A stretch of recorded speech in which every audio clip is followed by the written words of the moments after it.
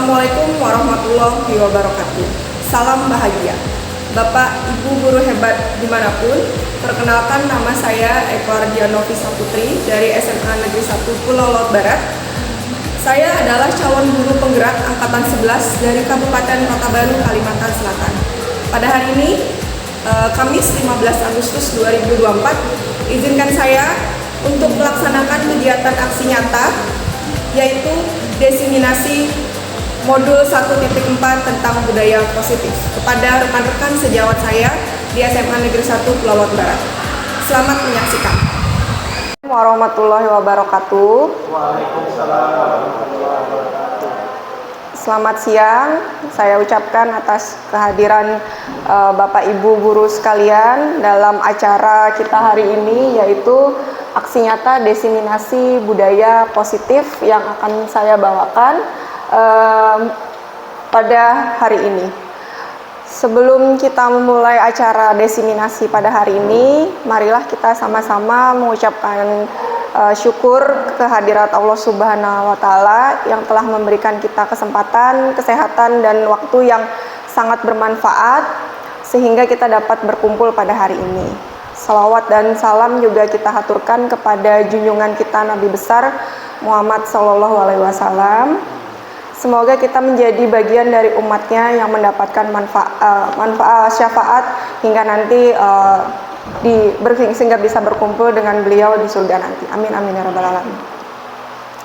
Bapak Ibu yang saya hormati, sebelum kita memulai acara pada hari ini, saya minta tolong untuk diisi daftar hadirnya. Silakan tulis nama dan tanda tangan. Sambil absennya kita edarkan, Bapak Ibu yang lain juga dimohon untuk dimaksimalkan penggunaan handphonenya, karena kita akan mulai, sebelum memulai acara kita mungkin sedikit tes pengetahuan. Semoga sinyalnya bagus ya.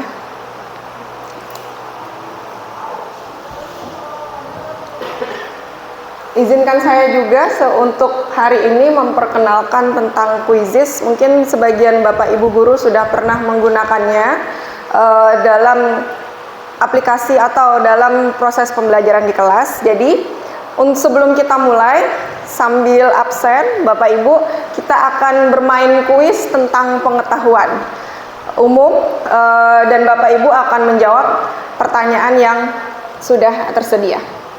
Kita cek dulu ya.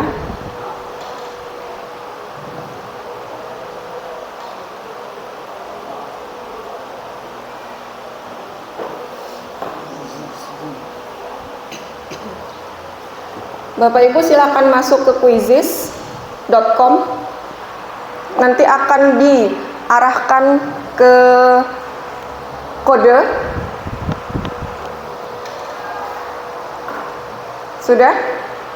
Sudah bisa disimak, itu adalah kode yang Bapak Ibu bisa masukkan untuk memulai permainan Quizizz-nya. Quizizz.com. Quizizz.com. Mungkin Ibu guru sebelah sana bisa dibantu Bapak Ibu yang lain. Ya, teruskan. Bisa. Buka quizizz.com. Tidak perlu pakai akun, langsung saja bisa quizizz.com. Mulai quiz. Ini pakai nama kah? Bisa. Join my quiz. Karena bisa mengenal. Maaf ya Bu. Quizizz. Silakan buka Quizizz-nya dulu. Silakan dibuka Google Bu, google.com. Google-nya ada. Sandunya mana yang itu? Nih, ya. Yang mana Bu? 096948 quizizz.com. Ya. Nanti langsung jangan langsung Pak, pakai Google Chrome saja, Google Chrome. Iya. Langsung join. Oke. Belum. Masuk ke Google Chrome. Google Quizizz. Terus Oke. nama. Sebentar, join my quiz. Kalau pakai join my quiz, Nah, Nama siapa ini? Gimana, Pak? oke, mari kita mulai. Iya terkait tapi Oh, daftar dulu. Google-nya belum bisa ya, Bu? Oh, ini nggak pakai Google ya? cuma muncul papan notifnya kenapa? kemarin kan belajar sama sampai ya. Saya kenal dulu. Makanya nggak saya Lanjutkan. nggak bisa. Sudah? Sudah masuk semuanya? Sudah? Sudah masuk? Sebentar ya. Masih jalan. Nah, kemudian Nah, bergabunglah dengan game. Silakan masukkan kode. Ini kodenya. Kodenya ada 096948. Kalau Bapak Ibu sudah bergabung dengan kodenya, sudah? Mari kita mulai. Baru ada 3 peserta yang masuk. Devi, Sri 096948. Yang lain masih belum masuk. Belum masuk.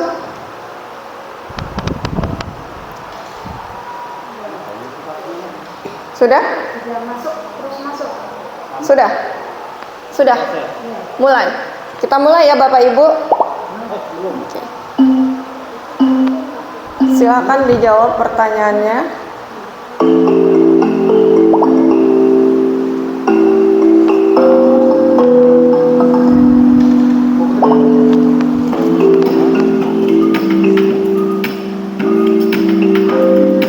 Akun mana yang pian hafal? Nah. Masukkan kode ini. Nah, 096 berapa tadi? 096948. Nah, 096 948. Kalau kalau salah lah. Takutannya kada bujur nah. Bismillah. Sudah. Selamat. Ada 10 soal yang harus dijawab. Di sini di aplikasi Quizizz, apabila Bapak Ibu menjawab pertanyaan, maka akan langsung muncul scoringnya. Saya dilihat di posisi pertama itu anonim, mungkin oh itu ibu guru yang di ujung sana. Sudah terbiasa pakai Quizizz.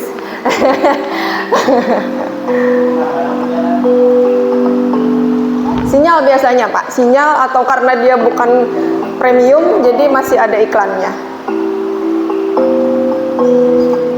Silakan dijawab. Ada 10 soal tentang pengetahuan umum.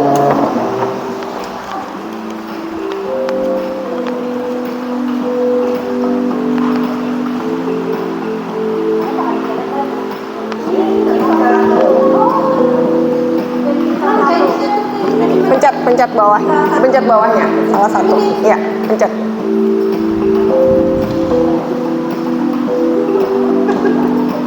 Bisa Pak Harun? bisa jawab. Oh ya, masih agak loading ya.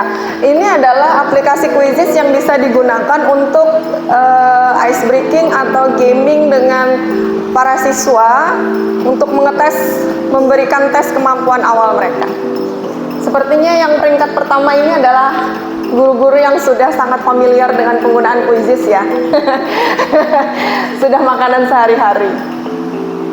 Ini adalah urutan-urutannya. Oke, Bu Sri ada di posisi kedua, Bu Devi posisi ketiga, Bu Suwi, Pak Amir, Pak Zubair.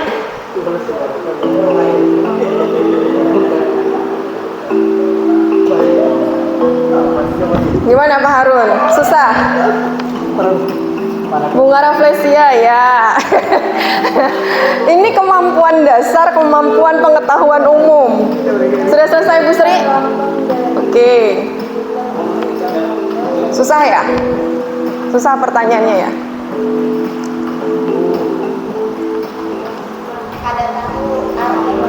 Nah, Argentina itu pengetahuan umum. Itulah kondisi kemarin anak-anak ketika ditanya ibu kota Kalimantan Tengah. Kemudian jenis-jenis benua. Nah, Sulawesi Tenggara, Sulawesi Tengah itu bisa ketukar-ketukar. Sudah semuanya, Pak Jubair, Pak Harun? Oh, masih belum. Susah ya? Mudah-mudahan kedepannya nanti kalau boleh bawa handphone kita bisa pakai Quizizz untuk mengajarkan siswa-siswa menjawab pertanyaan.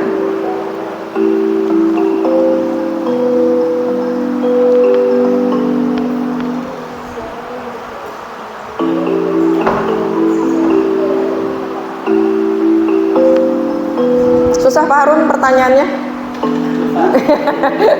Mungkin besok selain cerdas cermat siswa, cerdas cermat guru juga mungkin ya.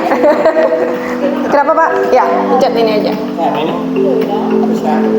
Nah, ya. Oh, Pak Amir posisi kedua. Moni menyelip ya.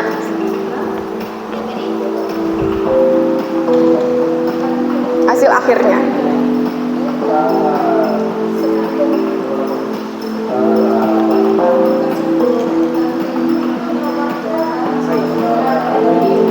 Sudah Bu Devi? Sudah. Berapa yang salah, berapa yang benar? Tadi ada berapa soal yang salah? Jawabannya itu Ah, ya gitu. kenapa bedanya di mana? Contohnya pertanyaan apa? Kuisis ini enaknya adalah begitu kita kasih soal, kalau jawaban kita salah, dia otomatis langsung memberitahukan jawaban yang benarnya itu apa. Kayak di Sulteng itu kan ibu kotanya Sulawesi Tenggara, sebenarnya Tenggara Kendari. Tenggara. Iya. Sulawesi Tenggara Kendari. Iya. Devi jawab apa? Kendari. Tengah baru Palu. Sudah selesai. Mau coba posisi. Oh, Usui posisi ketiga. Oke. Sudah semua? Pak Harun sudah? Pak Jubair sudah? Masih menjawab. Tenggara tadi lah. Enggak, Tenggara. Tengah. Tengah itu Palu. Sebentar, nunggu Pak Harun baru kita akhiri. Nanti di akhir baru keluar skornya. Ya. Masih menjawab. Mungkin Pak Harun kena paket soal yang 50 atau 20. 10 soal. Enggak, sudah habis. Kalau sudah situ sudah habis. 10 soal saja. Sudah ya? Coba kita cek hasilnya. Nanti otomatis masuk Pak Harun, masuk jawabannya. Udah keluarnya. Kita lihat. Ya, sudah. Iya.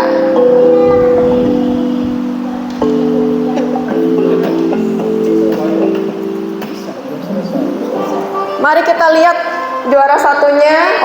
Oke. 096948 punya siapa ya?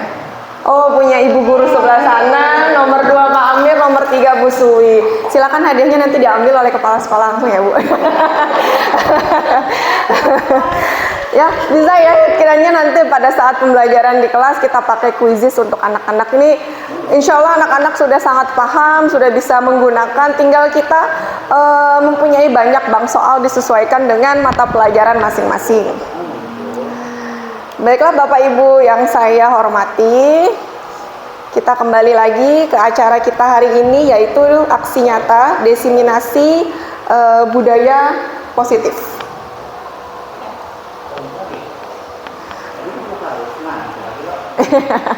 Kenapa Pak Amir? Kode untuk langsung di-outkan aja bisa. Langsung di-outkan. Baik, Bapak Ibu yang saya hormati, hari ini izinkan saya untuk memberikan desiminasi aksi nyata tentang budaya positif. Pada intinya materi hari ini adalah pengenalan tentang bahwasanya bukan hanya hukuman yang sebaiknya kita hindari pada saat kita di sekolah bertindak sebagai guru, namun juga pemberian hadiah itu mulai harus dianalisa lagi atau dipertimbangkan lagi kita lakukan ke siswa. Tadi kita sudah sama-sama ice breaking ya, walaupun lebih kepada kerja otak supaya Bapak Ibu bisa lebih semangat lagi untuk mendengarkan materi hari ini. Bapak Ibu, sebelum kita mulai ada kesepakatan forum desiminasi. Kira-kira sebelum kita mulai forum kita pada hari ini, ada beberapa kesepakatan yang akan kita buat. Kita mulai mungkin contohnya dengan menghargai siapapun dan menjadi pendengar yang baik. Mungkin satu-satu bisa kiranya kesepakatan apa yang ingin dilakukan selama desiminasi pada hari ini. Mungkin bisa dengan Bu Devi dulu, mikrofonnya Bu Devi. Misalnya Seperti di perpus ya Bu Devi, ayo boleh ke perpus, boleh baca buku, tapi kesepakatannya apa yang mau dibuat? Contohnya, seperti acara pada hari ini. Kesepakatannya harus jaga kebersihan. Oke, harus jaga kebersihan. Berarti selama forum hari ini kita juga harus menjaga kebersihan. Oke, terima kasih Bu Devi. Bu Sri, kesepakatannya? Oke, lebih disiplin waktu. Pak Amir? Menghargai pendapat. Oh betul, menghargai pendapat orang lain. Siap, silakan. Ya.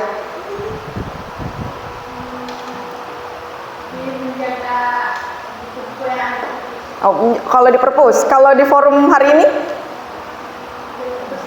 menjaga kebersihan juga. Oke, selanjutnya, selanjutnya mungkin Bu Suwi. Kira-kira apa nih kesepakatan? Katanya Bu Suwi juga sudah menerapkan kesepakatan di kelas kalau belajar sejarah. Sekarang kira-kira kesepakatan apa yang bisa kita pakai di forum desiminasi hari ini? Bertanggung jawab. Oke, bertanggung jawab untuk pada? Kesepakatan dalam forum. Oke, siap. Baik. Kemudian Pak, oke. Menjaga kerjasama yang baik. Oke, menjaga kerjasama yang baik. Pak Harun, jenis kesepakatannya. Ya.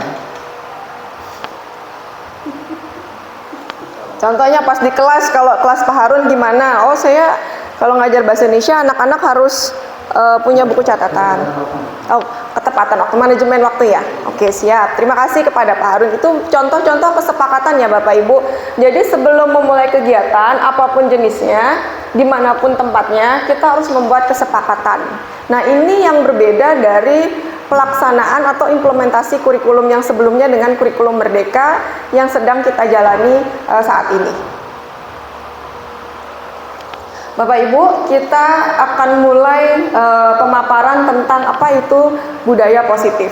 Hari ini saya akan membagikan praktik baik atau pemaparan tentang seorang guru yang baik harus memiliki kemampuan dalam mewujudkan budaya positif di sekolah. Budaya positif tersebut dapat dijalankan dengan menerapkan konsep-konsep. Jadi ada 5 istilah baru dalam kurikulum Merdeka. Saya rasa Bapak Ibu guru yang sudah melaksanakan atau mengikuti webinar yang berhubungan dengan kurikulum Merdeka sudah familiar dengan istilah-istilah berikut. Ada disiplin positif, motivasi perilaku manusia, keyakinan sekolah atau keyakinan kelas, kebutuhan dasar manusia, hingga posisi kontrol, restitusi, segitiga restitusi.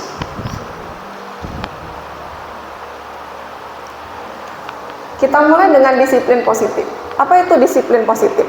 Di penjelasan ini, disiplin positif merupakan suatu cara penerapan disiplin yang mengajarkan anak untuk lebih bertanggung jawab dan menumbuhkan kesadaran diri berdasarkan nilai-nilai kebajikan. Jadi, di sini disiplin itu bukan kita yang menegaskan ke siswa, tapi siswa yang mulai punya kesadaran diri bahwa tujuan ke sekolah mau apa, hari Senin pagi itu mau melakukan kegiatan apa, masuk kelas juga tujuannya apa. Itu harus ada dalam kesadaran diri siswa tersebut. Disiplin positif lebih ke arah disiplin diri yang dapat mengontrol diri dalam melakukan segala tindakan. Jadi di sini yang dimaksud dengan kontrol diri adalah siswa sudah tidak bisa lagi dengan usia mereka saat ini yang dilarang dengan rem kita. Jadi mereka yang harus punya rem sendiri. Misalnya ketika mereka harus segera disiplin waktu untuk ikut upacara, maka mereka harus punya kontrol diri. Oh, jam 7.30 atau 7.15 harus ada di lapangan untuk memulai upacara. Kita berharap dengan adanya disiplin diri, ini dapat membuat murid memahami dan menyadari berdasarkan motivasi internal, bukan akibat paksaan, pujian, apalagi hukuman. Karena di kurikulum Merdeka, sebaiknya kita menghindari pemberian hukuman, apalagi hukuman fisik kepada siswa. Oleh karena itu nanti kita akan bahas di keyakinan kelas untuk mengurangi atau memperbaiki hal-hal yang dianggap belum sukses dari siswa tersebut untuk menjadi lebih sukses. Nilai-nilai kebajikan. Nilai-nilai kebajikan akan diambil dari nilai-nilai yang ada di profil pelajar Pancasila. Pada umumnya nilai kebajikan ini universal. Contoh nilai kebajikan tuh kira-kira kalau saya kasih kasus begini. Setiap hari Senin, para siswa setiap pagi sebelum memulai pembelajaran, para siswa akan mengadakan atau melakukan tugas piket. Kira-kira nilai kebajikan apa yang kita bisa ambil dari kegiatan tugas piket? Apa kira-kira? Ya Bu Sumi? Bertanggung jawab. Apalagi kira-kira? Kerjasama, menghargai waktu, disiplin. Apakah kebersihan masuk? Masuk? Ya. Apakah keindahan, kerapian masuk? Nah, itu yang mau kita tanamkan. Jadi bukan sekedar tiap Senin harus piket ya, tiap pagi harus piket ya. Enggak. Kalau mereka sekedar diberikan piket ya, mereka tidak tahu ngapain ibu nyuruh piket. Tapi kalau kita tanamkan, kalau kamu piket, itu yang jelas bersih. Kedua, tanggung jawab. Ketiga, kerapian. Kemudian selanjutnya adalah keindahan. Jadi mereka tahu yang mereka kerjakan itu ada nilainya. Sama seperti kita pada saat bekerja.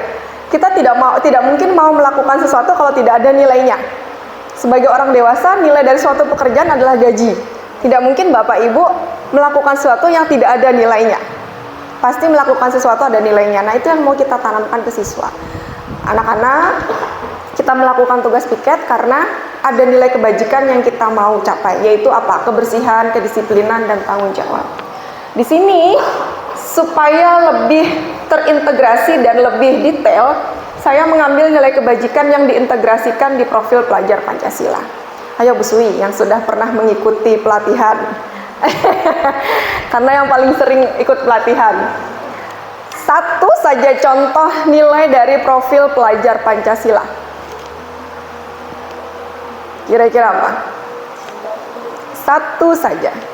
Sepertinya sudah familiar dengan profil pelajar Pancasila. Satu saja. Ada 6 kalau tidak salah. Pak Amir apa? Kerjasama, tanggung jawab. Bu Sri? Gotong royong. Bu Devi? Kira-kira apa? Iya, karena profil pelajar Pancasila itu basicnya dari kurikulum Merdeka. Jadi apapun yang kita lakukan ke siswa itu harus ada unsur profil pelajar Pancasila. Dapat? Kita cek. Nah, ada Bu Devi, ada itu. Ada di mana kira-kira iman dan takwa Bu Devi? Ada di profil pelajar Pancasila, beriman bertakwa kepada Tuhan Yang Maha Esa dan berakhlak mulia. Bu Sri tadi apa? Bergotong royong. Kemudian ada mandiri, berkebinekaan global, kreatif, dan bernalar kritis. Jadi ada 6 karakter dalam profil pelajar Pancasila. Nah, ini sebenarnya basic dari penerapan budaya positif dan pelaksanaan kurikulum Merdeka.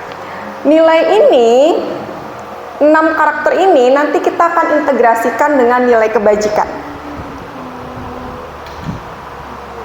Sebutkan contoh nilai-nilai kebajikan yang dapat diintegrasikan dari profil pelajar Pancasila. Nilai kebajikan ya, mari kita kembali dulu ke slide sebelumnya. Kalau saya sebutkan beriman bertakwa kepada Tuhan Yang Maha Esa dan berakhlak mulia, satu nilai kebajikan, kira-kira apa yang berhubungan dengan iman dan takwa? Kenapa Pak Amir? Satu saja.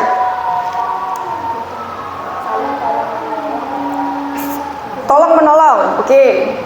Yang berhubungan iman dan takwa berarti kita ke Tuhan. Satu nilai kebajikan kita ke Tuhan itu dalam bentuk apa? Melaksanakan kewajiban. Iya, itu apa? Sholat. Nilainya apa Pak? Nilai kebajikannya. Kenapa kita harus sholat? Karena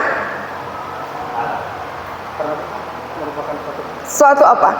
Kewajiban. terhadap Iya. Bukan Bu, yang ini. Kita fokus ke beriman dulu. Nah, kalau kita mau bilang ke siswa, kalian harus beriman dan bertakwa ya, kita harus melaksanakan ini. Nah, tapi nilai kebajikannya itu apa yang mau dikasihkan, yang mau dikasih tahu ke siswa? Saya kasih contoh ya, kalau beriman dan bertakwa, nilai kebajikannya adalah ketaatan. Ya nggak Pak Arun? Maka saya tanya, kenapa harus sholat? Ya karena itu bentuk ketaatan. Iya, betul. Apalagi kira-kira? Kalau kita beriman dan bertakwa kepada Tuhan itu ada ketaatan, Apalagi? Kewajiban. Kewajiban, tanggung jawab mungkin bisa ya, karena tanggung jawab kita sebagai manusia kepada Tuhan. Kalau mandiri, kira-kira bentuk nilai kebajikannya apa? Mandiri. Kenapa sih sesuatu harus mandiri? Kira-kira dari guru-guru yang sebelah sana, kenapa diminta mandiri itu kenapa? Karena tidak selamanya kita mengharap ke orang lain. Ya, itu apa? Nilai kebajikannya apa, Pak? Dari mandiri itu. Iya, karena kenapa sih harus bahas nilai kebajikan? Ya, harus tahu. Kenapa nyuruh siswa, memberitahu siswa, menginstruksikan siswa harus mandiri? Karena apa? Oh, kita pengen mandiri, nilai kebajikan yang mau ditanamkan apa? Mungkin bisa ya, kalau untuk mandiri lebih kepada percaya diri. Nah, kalau kalau mandiri ya dia percaya sama dirinya. Saya bisa nih tanpa orang lain. Sama dengan berkebinekaan global. Contohnya apa nilai kebajikan? Apa Bu? Berkebinekaan global. Ini identik sama isi Pancasila. Berkebinekaan global. Contohnya persatuan dan kesatuan. Apalagi yang berhubungan dengan bineka, keadilan. Nah, itu apa Bu Sri? Berbeda-beda dalam satu jua. Itu disebut apa? Kebinekaan. Keberagaman. Kan Indonesia ada dari suku Jawa, Banjar, Dayak, dan lain sebagainya. Bergotong royong, yang identik dengan bergotong royong. Kerjasama, betul. Apalagi? Kerjasama, masuk. Ayo, apalagi? Kenapa? Musyawarah untuk menuju mufakat, betul. Apalagi? Yang berhubungan dengan gotong royong. Apakah kekeluargaan masuk dalam gotong royong? Partisipasi masuk. Kekeluargaan masuk ya, karena identik dengan budaya timur orang Indonesia. Kreatif, kira-kira nilai kebajikan dari kreatif? Apakah keindahan masuk di kreatif? Masuk. Apakah keindahan masuk? Keindahan, kerapian apakah masuk di kreativitas? Masuk ya. Terakhir, bernalar kritis. Apa kira-kira kenapa kita harus meminta siswa dan diri kita punya penalaran yang kritis? Apa nilai kebajikan? Kenapa siswa harus kritis? Kenapa ibu-ibu, bapak-bapak harus kritis orangnya? Apa kira-kira Bu Depi? Kenapa diminta kritis jadi orang? Supaya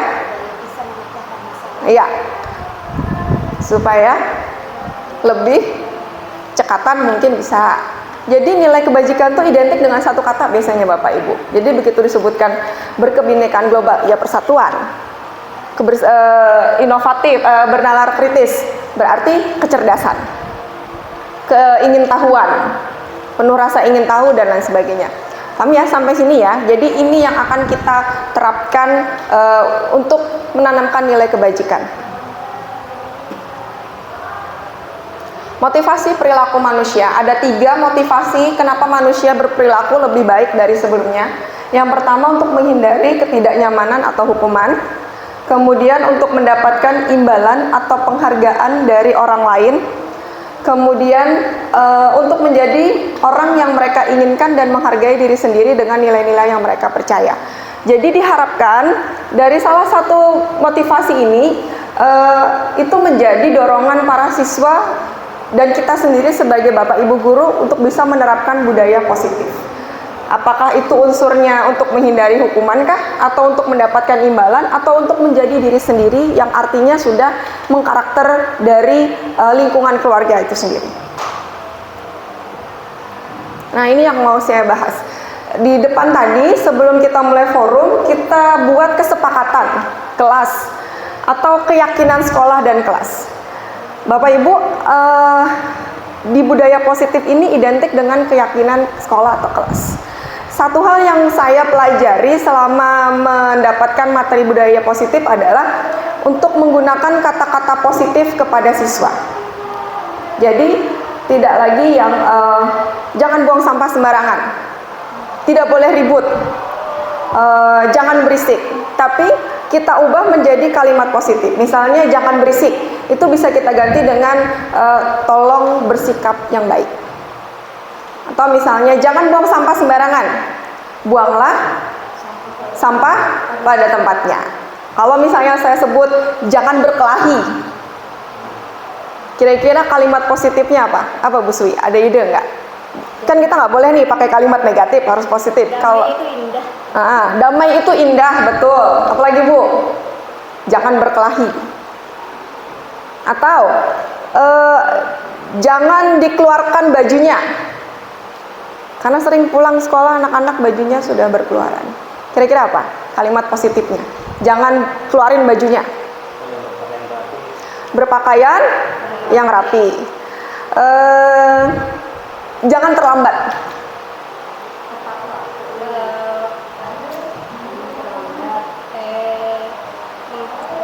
Jangan terlambat, kan tiap pagi terlambat ya siswanya.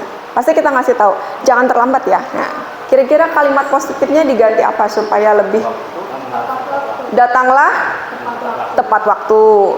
Kalau misalnya kalimat negatifnya atau kalimat non positifnya adalah jangan melakukan bullying. Kan banyak nih kasus bullying. Nah, kira-kira kalimat positifnya apa? Jangan melakukan perundungan atau bullying ke teman. Jadilah manusia yang saling menghargai. Betul. Hargailah temanmu, saling menghargai, saling menghormati dan lain sebagainya. Jadi di keyakinan sekolah atau kelas, sebelum memulai pembelajaran, kita bikin kesepakatan dengan siswa. Contoh kalau bahasa Inggris, kalau sebelumnya saya identik dengan jangan lupa bawa kamus. Pasti mereka akan lupa bawa kamus. Tapi kalau diganti, setiap pelajaran bahasa Inggris wajib bawa kamus. Jadi kalimat-kalimat positif yang akan mereka terima dibandingkan kalimat-kalimat negatif. Keyakinan sekolah atau kelas, di sini guru berperan dalam mewujudkan terbentuknya keyakinan sekolah atau kelas dengan adanya kesepakatan antara guru dan murid. Jadi kesepakatan kelas atau sekolah ini jangan cuma satu pihak, tapi tawarkan ke siswa.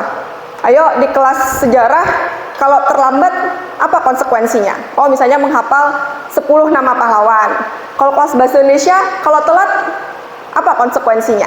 Jadi, dan itu harus disepakati. Artinya apa? Baik guru maupun murid, kalau melanggar, dua-duanya mendapat konsekuensi. Paham ya Bapak Ibu sekalian ya?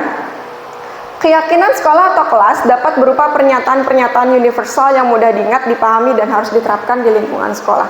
Jadi jangan sifatnya yang abstrak atau tidak terlalu jelas. Misalnya mungkin dengan menggunakan bahasa daerah yang tidak semua orang bisa memahami.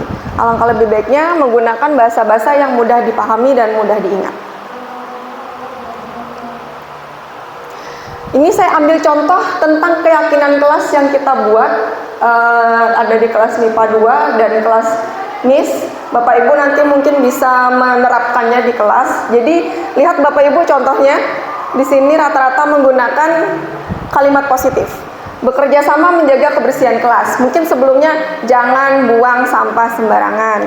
Menjaga meletakkan barang sesuai tempatnya, mengerjakan tugas tepat waktu, saling peduli.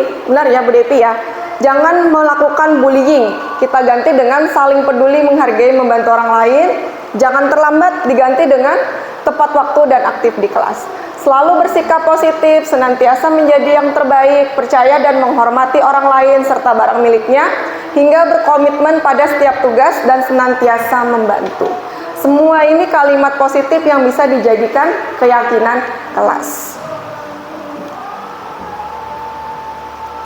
Ada 5 posisi kontrol restitusi. Guru sebagai penghukum, guru membuat rasa bersalah, sebagai teman, pemantau, dan manajer.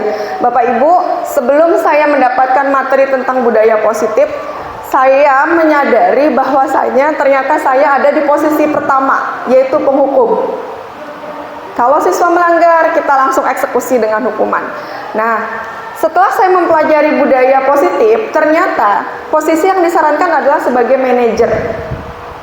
Ya, jadi nanti kalau Bapak Ibu ikut webinar atau mendapatkan pelatihan atau IHT, posisi apa sih, posisi kontrol guru apa sih yang direkomendasikan kepada guru, yaitu posisi manajer. Jadi yang memanage atau mengatur bagaimana eksekusi di lapangan. Guru sebagai penghukum itu adalah diri kita versi yang lama. Mudah-mudahan setelah ini Bapak Ibu guru bisa berubah menjadi guru sebagai manajer. Posisi kontrol restitusi. Di antara kelima posisi kontrol tersebut, sebaiknya seorang guru menggunakan posisi sebagai manajer. Ini adalah contoh bagaimana penerapan posisi kontrol restitusi dan penerapan segitiga restitusi. Di dalam memberikan penjelasan tentang validasi kesalahan dan lain sebagainya, usahakan posisi guru itu sejajar dengan siswa. Pada saat kita mengajari pun secara personal, usahakan posisi kita itu ada di samping siswa. Kalau mengajar secara klasikal memang kita harus di depan, tapi pada saat siswa memerlukan bimbingan, baik ketika mereka melakukan kesalahan, pelanggaran, maupun mereka perlu bantuan, posisi kita itu ada di samping mereka. Tidak menggurui, tidak mengintimidasi, tapi sebagai manajer. Posisi kontrol restitusi, sebagai manajer, guru dapat berbuat sesuatu bersama murid, mempersilahkan murid bertanggung jawab dan mendukung murid agar menemukan solusi. Ketika si murid ini melakukan kesalahan, otomatis ada konsekuensi. Namun, kesalahan tersebut tidak serta-merta muncul, pasti ada penyebabnya. Nah, di sini tugas kita bukan cuma membimbing mereka dalam memenuhi tanggung jawab mereka dalam menjalankan konsekuensi, tapi menemukan solusi. Dan setelah ini saya akan putarkan dua studi kasus tentang penerapan segitiga restitusi itu sendiri. Selain itu, posisi manajer mengacu pada restitusi yang dapat menjadikan murid sebagai manajer bagi dirinya sendiri sehingga tercipta identitas positif. Tugas kita mengarahkan. Jadi, kita tidak boleh menghakimi siswa, kamu salah, kamu begini, maka kamu harus begini. Tapi kita arahkan agar timbul rasa bersalah dari dalam diri mereka dan menjadi pembelajaran untuk kedepannya tidak diulangi lagi.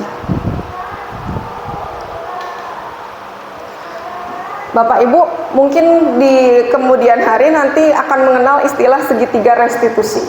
Segitiga restitusi ini adalah tahapan yang dilakukan pada saat siswa melakukan pelanggaran atau melakukan kesalahan yang mereka perbuat. Yang pertama ada menstabilkan identitas, yang kedua validasi tindakan yang salah, yang ketiga menanyakan keyakinan. Demikian pemaparan saya tentang desiminasi aksi nyata modul 1.4. Seperti yang saya sudah janjikan tadi, setelah penjelasan ini, saya juga menerapkan bagaimana segitiga restitusi itu dijalankan ketika siswa saya melanggar kesepakatan kelas yang telah dibuat.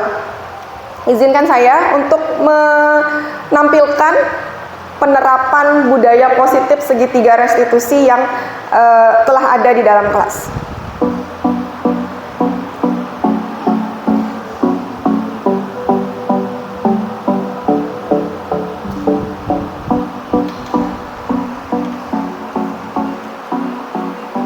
Jadi kita berdialog, segitiga restitusi merupakan proses dialog agar dapat menghasilkan murid yang mandiri dan bertanggung jawab.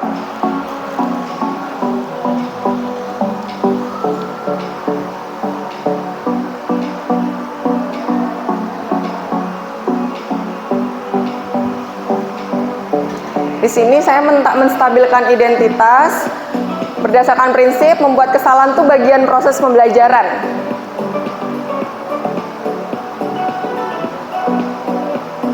Validasi itu kita tidak menuduh, tapi mengarahkan siswa kalau yang kalian lakukan itu sudah benar atau salah. Baru menanyakan keyakinan, apakah tindakannya salah, sesuai, atau harus diperbaiki lagi. Ada dua kasus, yaitu siswa datang terlambat sekolah yang pertama.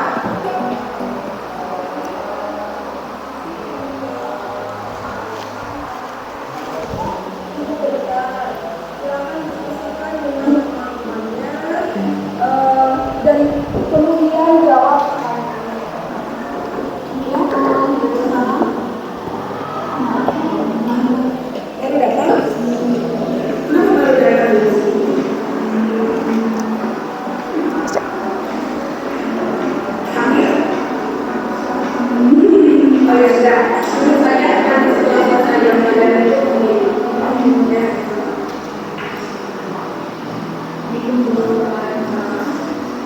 Di sini nanti Bapak Ibu saya akan menampilkan juga tahapan-tahapan dari segitiga restitusi. Yang pertama adalah menstabilkan identitas diri dulu.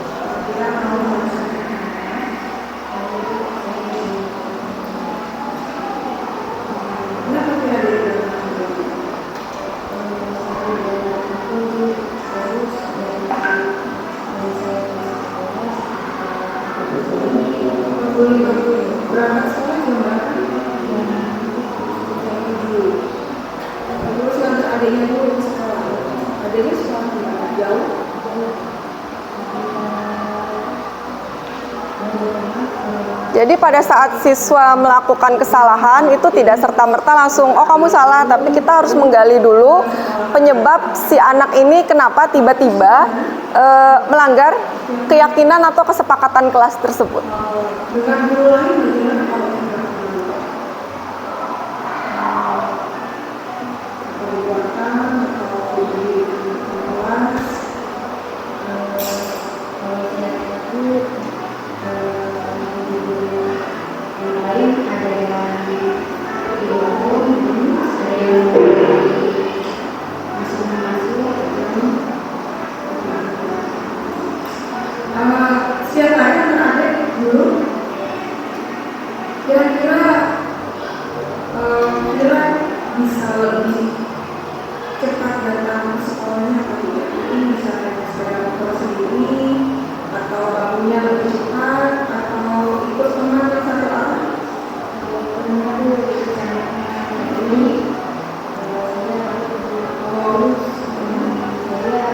Divalidasi tindakan yang salah setelah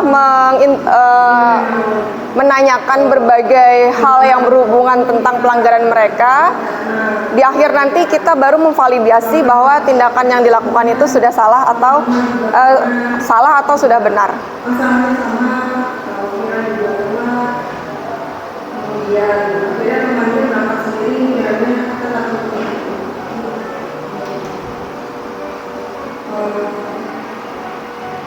Kira-kira bagaimana supaya kira-kira tidak terulang?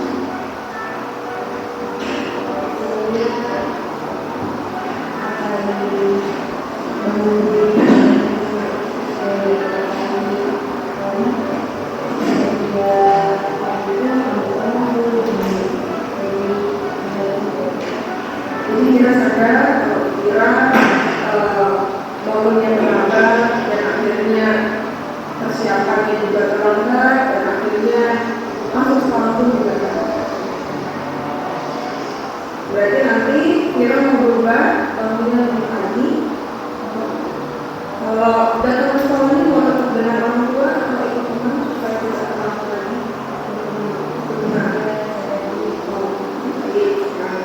Jadi kira sudah tahu kira salah karena kurang disiplin, kurang bertanggung jawab sekolahnya, sehingga akhirnya berat dan masuk sekolah pun akhirnya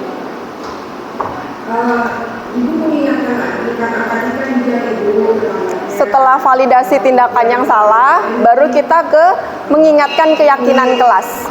Dari guru tersebut, guru kira wali kelasnya adalah ibu, maka ibu mengingatkan tentang keyakinan kelas. Kira tahu bukan kalau datang tepat waktu itu merupakan salah satu keyakinan kelas. Kira-kira kita masih ingat tidak kalau keyakinan kelas yang disepakati dilanggar konsekuensinya?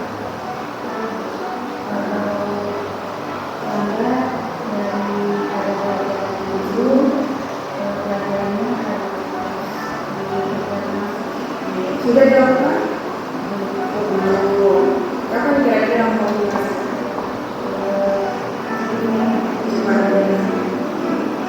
Jadi kira tahu ya kalau berangkat sekolah dan datang tepat waktu tidak terlambat itu menggunakan kelas. Apabila dilanggar maka sesuai keyakinan kelas kemarin yang disepakati maka kira harus mencari guru yang bersangkutan di jam tidak terlambat, yang kemudian minta maaf dan berjanji untuk tidak mengulangi. Dengan konsekuensi juga kita harus mengejar ketertinggalan dari usia. Kira sekarang sudah sadar kalau terlambat dalam persoalan itu pendidikan? Mau berubah? Jadi setelah ini Ibu harap Ira bisa berubah, bangunnya lebih pagi, persiapan sekolahnya lebih pagi juga, sehingga tidak terlambat, mungkin bisa bareng teman atau dengan orang tua. Kemudian yang hari ini dan kemarin-kemarin telat tugas yang belum diselesaikan ya. Terima kasih. Yang ulang lagi ya. Terima kasih ya. Kasus kedua adalah siswa yang tertidur di kelas.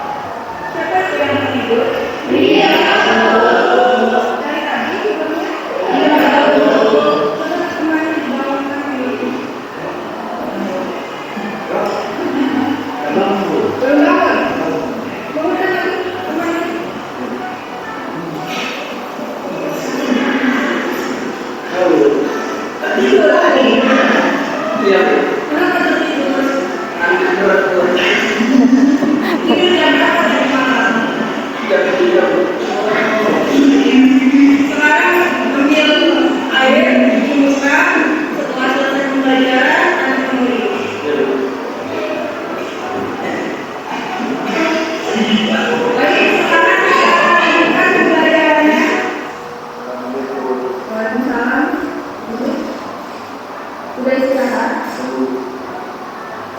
Rio, Ibu panggil setelah delegasi sudah istirahat, kira-kira apa?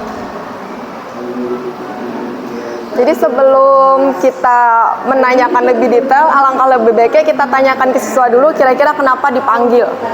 Karena ada beberapa siswa kadang tidak sadar kalau yang dilakukan itu melanggar peraturan atau keyakinan atau kesepakatan.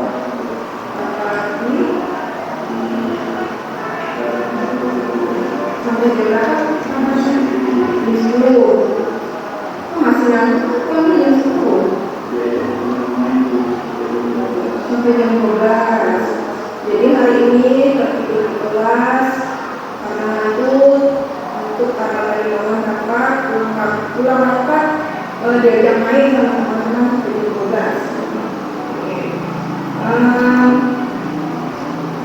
Kira-kira itu sikapnya baik atau tidak? Tidur di kelas tidak baik. Solusinya bagaimana biar tidak lagi ngantuk dan tidur? Harus bagaimana? Tidur di bawah jam 10. Kalau ada rapat, kemudian temannya ajak main, itu kira-kira gimana reaksinya?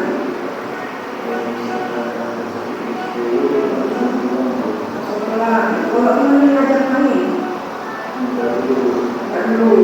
Kenapa? Kenapa?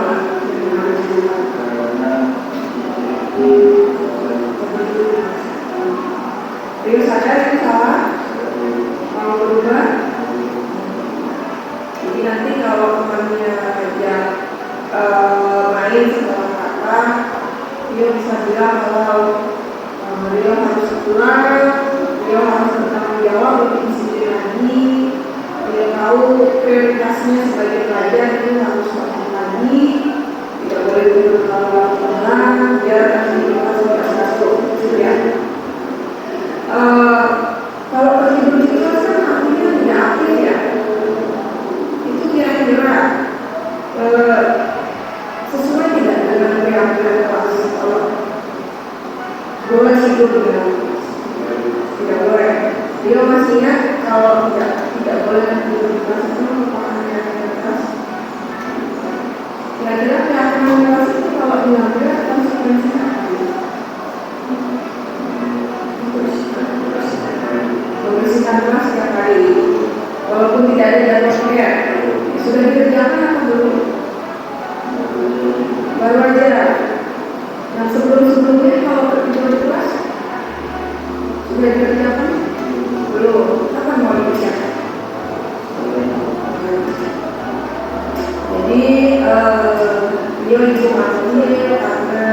sesuai dengan kelas, hidup, melanggar, tidak seharusnya tertidur di kelas.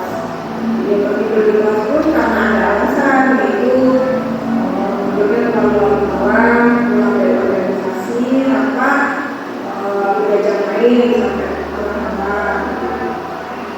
Kira-kira kedepannya mau berubah dan tindakan berharap setelah ini itu lebih bertanggung jawab ya sama tugasnya sebagai seorang pelajar, sesuai keyakinan kelas, tidak boleh tidur dalam kelas dan harus selalu aktif. Mudah-mudahan setelah ini beliau bisa lebih lagi dan konsekuensi dan tanggung jawab yang seharusnya dilakukan karena sudah ada keyakinan kelas harus dilakukan.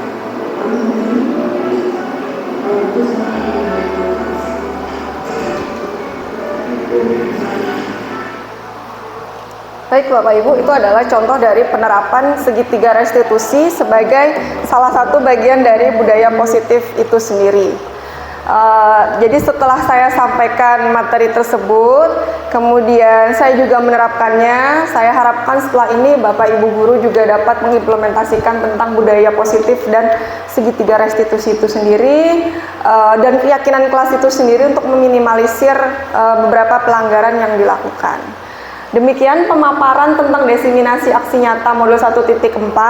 Namun sebelum kita tutup acara pada hari ini, izinkan saya untuk mengajak Bapak Ibu guru sekalian untuk melaksanakan atau melakukan refleksi kegiatan pada hari ini. Bapak Ibu bisa dibuka Mentimeternya. Mentimeter. Mentimeter.com. Ya, mentimeter.com.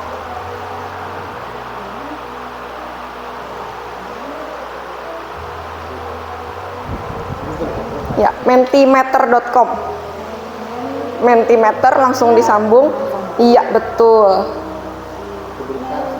Nah. Mentimeter.com. Sebentar ya, saya coba bagikan.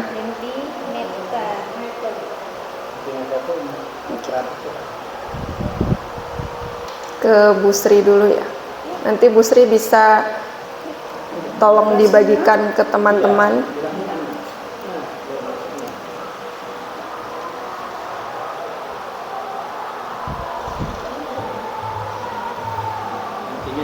Ya. Bisa langsung klik ini aja. Ya, langsung diklik, langsung muncul refleksi 1. Dibagikan sama Bu Sri. Jadi langsung muncul nanti. Tuh.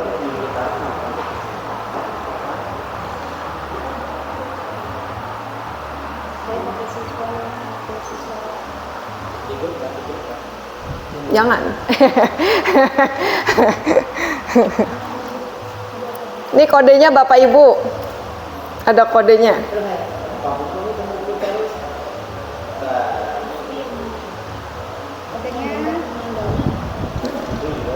1599625. Iya. Rasanya kita mulai pertanyaan pertama itu dengan bagaimana perasaan Bapak Ibu hari ini.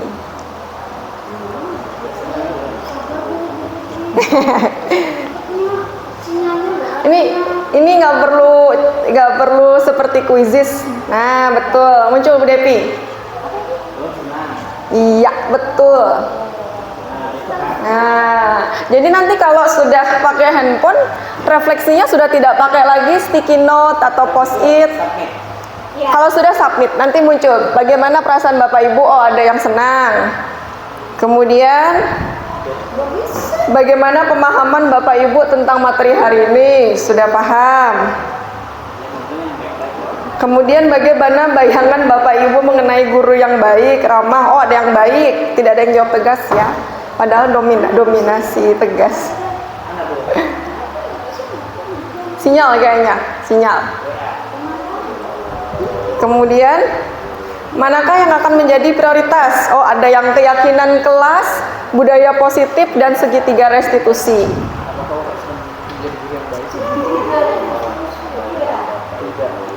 Oke.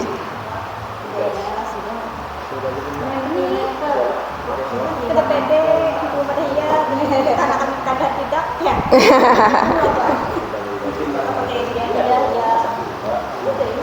Nih sudah muncul hasilnya Bapak Ibu. Iya. Nah, di perasaan hari ini alhamdulillah senang 8 orang. Sisanya mungkin anonim ya. Kemudian pemahamannya 7 orang sudah paham. Kemudian ada bayangan guru yang baik itu ternyata banyak didominasi tegas ya. Iya bagus. Sudah kah? Kemudian apakah Bapak Ibu sudah menjadi guru yang baik? Sudah. Kemudian apakah yang menjadi prioritas? Ada keyakinan kelas, budaya positif sampai segitiga restitusi. Ya, baik. Ini tidak ada nilai. Jadi ini Bapak Ibu bisa digunakan sebagai salah satu alat untuk melakukan refleksi pembelajaran di kelas. Iya, daripada pakai Google Form juga bagus, pakai kertas juga bagus. Ada set-setnya yang kayak Anonim. Jadi tidak ada data siswanya, hanya representasinya berupa kurva saja. Iya, jadi tidak ada secara individu. Betul. Bisa juga pakai Padlet. Jadi nanti kita belajar ya. Jadi selain pakai ini, di dalam Mentimeter ini bisa juga seperti tulisan. Jadi kalau ini kan Bapak Ibu multiple choice ya. Nanti ada juga misalnya pakai tulisan atau mungkin bisa pakai Padlet dan lain sebagainya. Ya, demikian itu pemaparan dan bentuk refleksinya. Jika ada yang ingin ditanyakan, silakan angkat tangan. Kalaupun tidak ada yang ingin ditanyakan, artinya Bapak Ibu sudah paham, tinggal bagaimana kita menerapkan budaya positif di lingkungan sekolah kita agar anak-anak bisa tumbuh menjadi pribadi yang bertanggung jawab, disiplin, dan mandiri. Sekian saya akhiri. Assalamualaikum warahmatullahi wabarakatuh. Mau tanya? Oh ya, Bu Suwi mau tanya. Ya, silakan. Cek. Tanya Bu. Ya. Ini bisa Bu ya. Siap. Memang kejadian di sekitar sekolah kita. Betul. Ini ada siswa yang berkelahi, terus tindakan positif kita bagaimana Bu? Apakah kita mendapat siswa yang berkelahi itu kita hukum atau kita berikan tindakan positif atau negatifnya yang bagaimana? Dari segi positifnya bagaimana, negatifnya bagaimana kita sebagai guru? Oke, siap. Terima kasih Bu Suwi. Ada lagi yang ingin ditanyakan? Maju baik. Oke, mau dijawab dulu. Oke, baik Bapak Ibu, terima kasih untuk pertanyaannya Bu Suwi. Di sini ada yang pertama harus kita tetapkan adalah posisi kita. Kita mau jadi apa di sini? Kita mau jadi penghukum kah? Mau jadi si pembuat merasa bersalah kah? Jadi teman, pemantau, atau hanya manajer? Seperti yang sudah saya sebutkan tadi, di kurikulum Merdeka dalam penerapan budaya positif, posisi kita itu alangkah lebih baiknya sebagai manajer. Manajer dalam susunan suatu struktur organisasi itu bukan serta-merta mengambil keputusan sendiri, pasti diadakan musyawarah dan tanya jawab. Nah, itu yang akan kita lakukan. Kalau kita langsung memberi hukuman, walaupun itu sesuai dengan tata tertib yang telah kita buat, belum tentu tata tertib itu adalah kesepakatan kita dengan anak-anak. Pasti itu sepihak, karena disebut dengan peraturan, sedangkan kesepakatan itu kedua belah pihak. Kemudian setelah selesai melakukan posisi kontrol restitusi, baru kita ke segitiga restitusi. Kita stabilkan identitas dulu. Makanya dalam Islam ada beberapa saran kalau kita marah dalam keadaan berdiri, kita harus duduk. Kalau duduk kita harus rebahan, atau pada saat kita lagi tidak dalam kondisi yang bagus, ambil air wudhu. Jadi distabilkan identitas. Nah, di sini pada saat siswa berkelahi, kita panggil dulu, dikasih minum dulu, kemudian dinetralkan emosinya, baru kita stabilkan identitasnya. Siapa tahu pada saat marah mereka tidak mengenal dirinya mereka sendiri. Tanya mereka namanya siapa, terus tadi ngapain, dengan siapa tadi, awal mulanya gimana. Jadi biarkan mereka bercerita versi mereka sendiri. Kemudian divalidasi tindakan yang salah.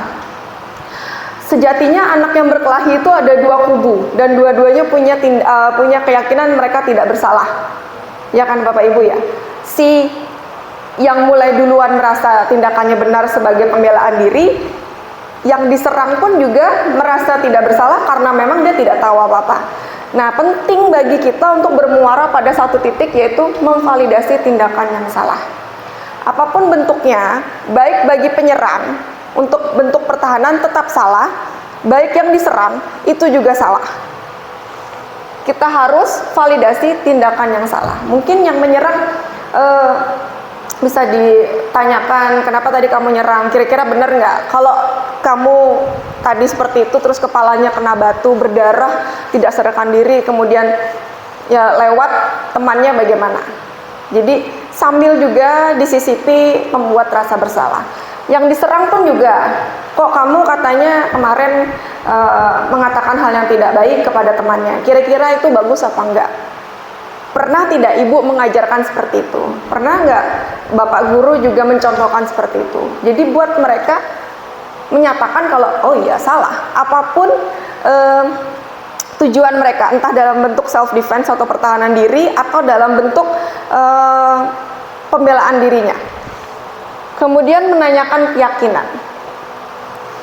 Sudah tahu belum tata tertib kita kalau berantem itu apa konsekuensinya? Walaupun ada anak yang tahu, ada yang anak nggak tahu. Nah, anak yang nggak tahu, sebenarnya sebelum kita sampai ke sini ya Bu, kita yang harus refleksi duluan. Kira-kira selama ini penyampaian tata tertibnya nyampe nggak ke mereka? Kalau sudah nyampe ke mereka, nyampe nggak ke orang tua? Jangan-jangan nyampenya cuma di barisan siswa yang duduk di depan. Tengah sampai ke belakang nggak sampai. Jadi pastikan ketika ingin menerapkan ini, segitiga restitusi atau konsekuensi, anaknya tahu dulu tidak ada peraturan ini, ada tata tertib ini, ada hal-hal keyakinan kelas yang seperti ini. Jangan-jangan tidak tahu sebelumnya. Jadi itu yang menyebabkan mereka mengambil tindakan yang bisa dibilang gegabah atau di luar batas mereka. Kalau sudah, baru kita arahkan ke peraturan yang sudah ada itu sendiri. Ini seperti ini, seperti ini. Kalau kita langsung eksekusi, kamu dikeluarin ya karena gini-gininya. Mungkin orang tuanya tidak terima, si anak pun tidak terima. Jadi tetap muaranya ada di segitiga restitusi itu sendiri. Selebihnya keputusan akhir didiskusikan oleh wali kelas, guru BP, wakasek kesiswaan hingga kepala sekolah sebagai final decision maker itu sendiri atau keputusan terakhir. Gimana Ibu Subi? Sudah sip? Oke, siap. Ada lagi Bapak Ibu? Cukup ya? Oke. Terima kasih untuk acara hari ini telah berhadir dalam acara diseminasi aksi nyata modul 1.4 tentang budaya positif. Saya berharap apa yang saya sampaikan dapat bermanfaat untuk kita semua, untuk sekolah kita dan siswa-siswa kita. Dan mari sama-sama kita berubah menjadi pribadi atau guru yang lebih baik dari hari sebelumnya. Saya akhiri, Assalamualaikum warahmatullahi wabarakatuh.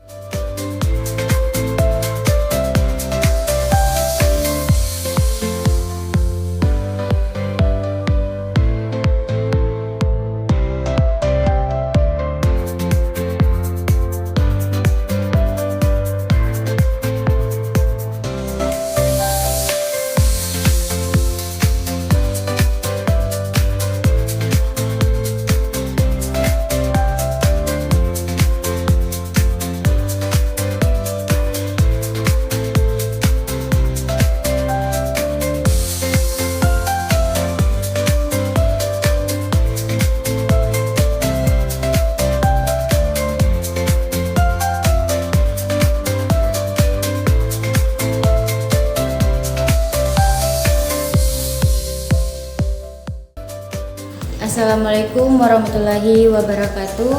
Nama saya Safira, saya adalah murid dari Ibu Putri.